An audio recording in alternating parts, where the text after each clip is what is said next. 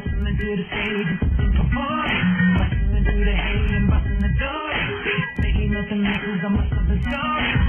Pagpasok na pagpasok ng good looking teen housemate na si Baby Ivan, agad nahulog ang loob ko. Ay, wala kasama.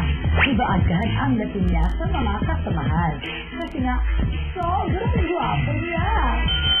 Kaya naman, ilang araw pa lang sa loob ng bahay, niyakitin agad siya ng mga girls. Yun nga din yung sabi ng friend ko doon. Maagas na nakapag-bonding sa mga kasama. Kailangan silang magpatawa kahit hindi masyado mabenta. Ang tawag sa siopaw, nagawa sa puso. Pusa. Pusa. Ano? Pusado. Pero willing naman siyang matuto ng iba't ibang salita. Gaya nito. Ikaw, bataw, patangin. Marami din napatakam sa kanyang lutuin. Kung minsan, may kakaibang putali pa. Talaga ng pop? But wait!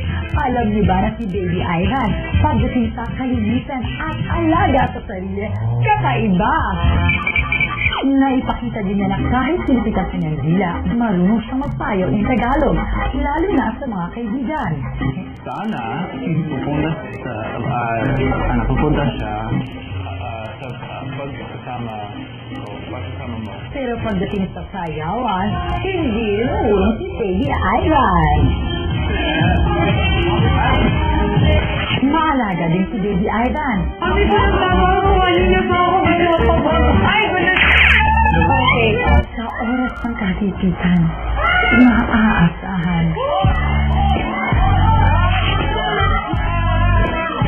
Kanya siya magmahal dahil yan patutunan niya kay mama. Ay, mami niya pala.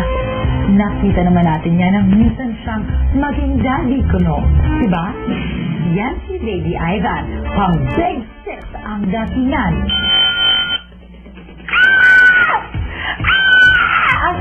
Akala ko 5 na, hindi ko pala.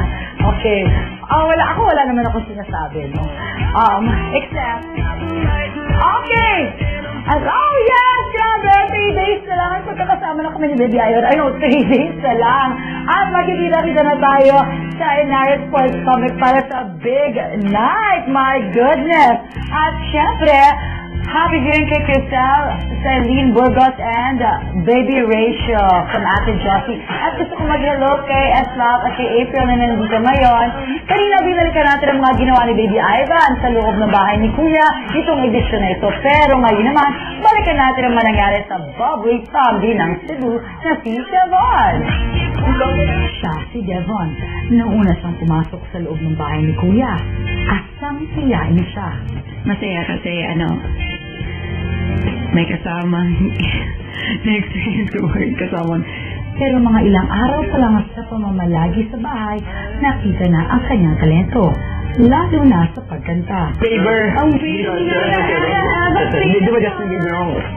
Hindi lang siya masayahin, mapunahin din.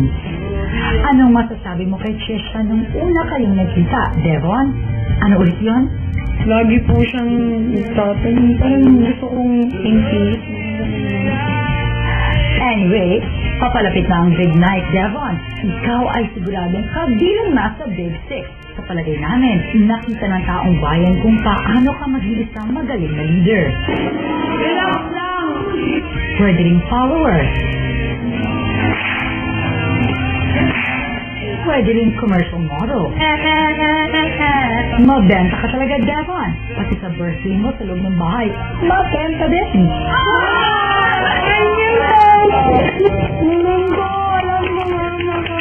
Para sa kanila, hindi ka mahirap mahalin.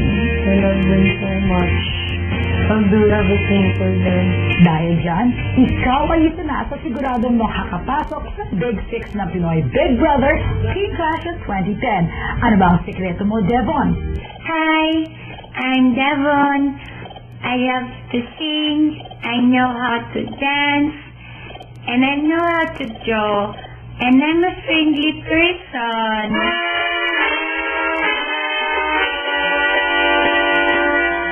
You know you love me. Hi, I'm Marielle. And I'm crazy. Alright!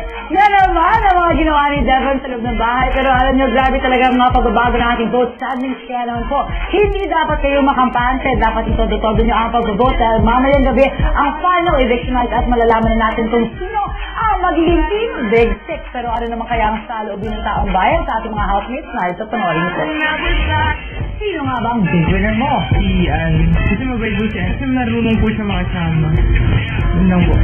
Si Devon po kasi siya yung pinaka-naghirap dun sa bahay ni Kuya. Siya yung pinakamaraming parang achievements dun sa bahay ni Kuya. Kasi siya lang yung mahirap. Parang ginawa niya lahat for the sake for their family. Sa akin gusto ko si Ryan kasi kuwela saka magaling siya. Nakita ko sa kanya yung barag bago, di ba? Kahit siya sabong Pinoy, sinakita mo siya ginawa niya kung ano yung attack ng isang paging Pilipino.